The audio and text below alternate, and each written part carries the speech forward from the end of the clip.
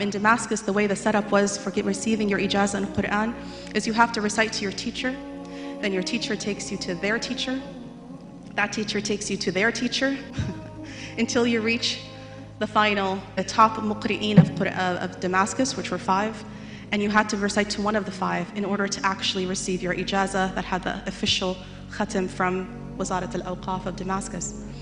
It's a very rigorous process. And so here I am reciting to my teacher's teacher's teacher, and I'm getting ready, just about ready to go to the sheikh and recite. So I've prepared for some time, and I'm sitting there reciting to her, and her haiba, her presence, the vibes, mashallah, this amazing person. Despite all of my studies, all I could get myself to read was and so she said, Rania,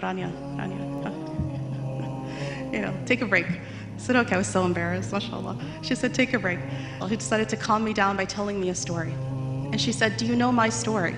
You're a giant. And she said, no. I had no idea.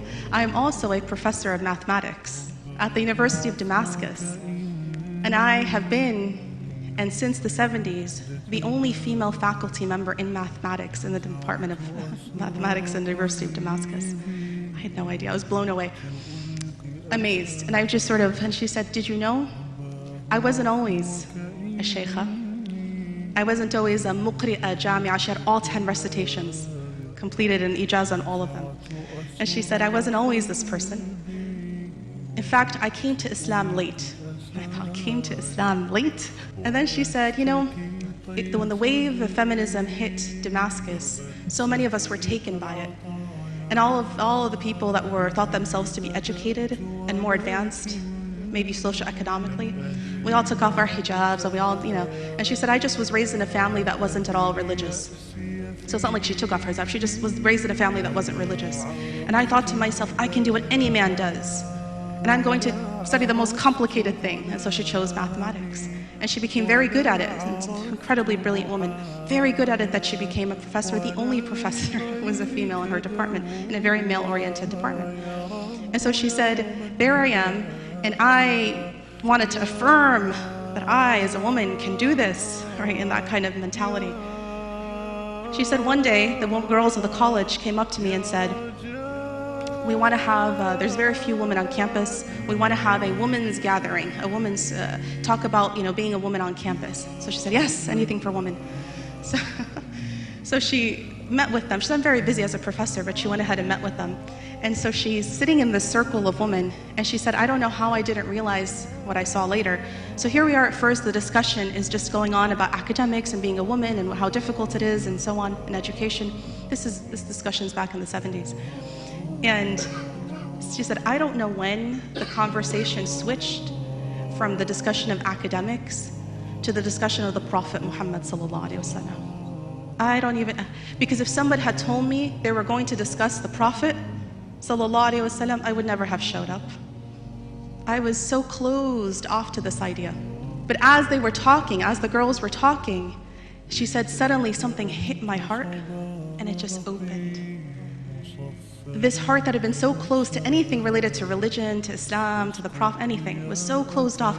And when hidayah is meant to come, the moment and how and on the tongue of whom it comes with, Allahu Ta'ala alam. And it just opened. And she said, there I was, suddenly I was hit with this wave of love for the Prophet sallallahu alaihi wasallam. And I found myself listening intently. And then I realized, wait a second, this group is almost all hijabis. And she said, and do you know what I was wearing that day? And this is where the real crux of the story is. I said, what could she possibly be wearing? So she says, the whole conversation's happening in Arabic. And then when she came to this point, she said, mini skirt. And I said, what? So in English, she repeats again, mini skirt.